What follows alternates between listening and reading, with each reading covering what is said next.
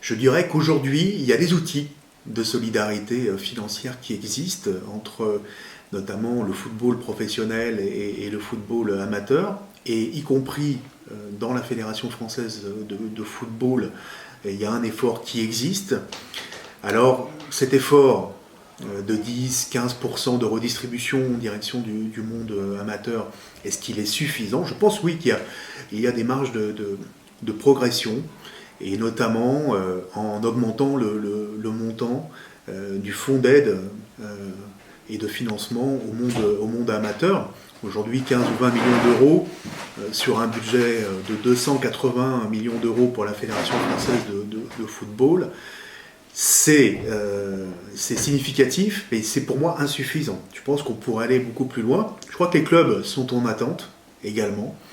Je crois que les clubs, après des événements comme la Coupe du Monde de Russie ou la Coupe du Monde aujourd'hui des féminines en France, savent que à la rentrée, aujourd'hui, ils auront beaucoup plus de licenciés qui vont venir dans les clubs, que ce soit des jeunes garçons, des jeunes filles.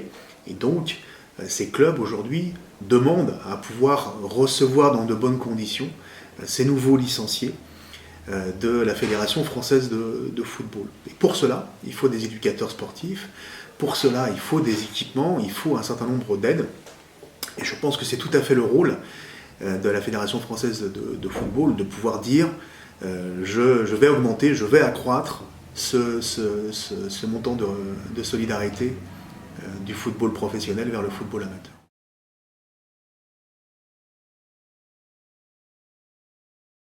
On le sait aujourd'hui, le football, c'est l'essentiel du montant financier de ce qu'on appelle la taxe Buffet, qui est la taxe de solidarité entre aujourd'hui le sport professionnel et le sport amateur, qui est aujourd'hui un droit de cession sur les retransmissions de manifestations sportives de 5%.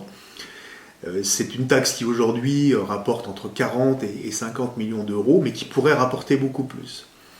Alors, l'État peut, de ce point de vue-là, décider que cette taxe Buffet ne soit pas plafonnée comme elle l'est aujourd'hui, et donc limitée dans ses montants, et donc pourrait rapporter plus, notamment au monde amateur. Et puis, il y a un deuxième levier important sur lequel l'État peut jouer, c'est aussi ce que j'appelle moi un outil de solidarité entre le sport professionnel et le sport amateur, qui est les taxes sur les mises de paris sportifs. Les paris sportifs, aujourd'hui, essentiellement, c'est le foot, bon, c'est le tennis, c'est le basket, mais c'est essentiellement le foot. Et donc, de ce point de vue-là, là aussi, 30 à 40 millions d'euros sont aujourd'hui récoltés chaque année via cette taxe sur les mises de paris sportifs, mais ces mises sont aussi plafonnées par l'État au profit du budget général. Et si ces taxes étaient déplafonnées, on pourrait là aussi obtenir plusieurs dizaines de millions d'euros supplémentaires pour le sport amateur. Vous voyez, les marges de manœuvre, elles existent. Il faut simplement qu'il y ait une volonté politique que ces différentes taxes affectées pour le sport aillent bien au sport et pas aux caisses de l'État.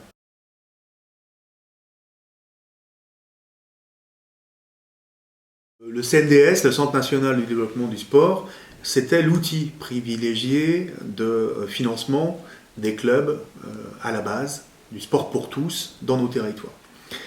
Et il y avait autour de la table à la fois l'État, le mouvement sportif, les comités olympiques, et les collectivités territoriales. Dans l'Agence nationale du sport, on a rajouté le monde économique à la gouvernance, et des décisions qui soient plus partagées.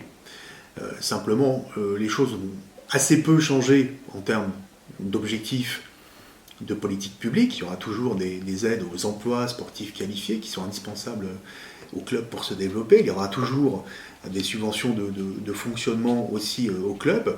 Ce qui va changer, c'est leur mode d'attribution. Et la gestion va être confiée beaucoup plus aux fédérations sportives qu'avant au service déconcentré de l'État qui instruisait ces dossiers.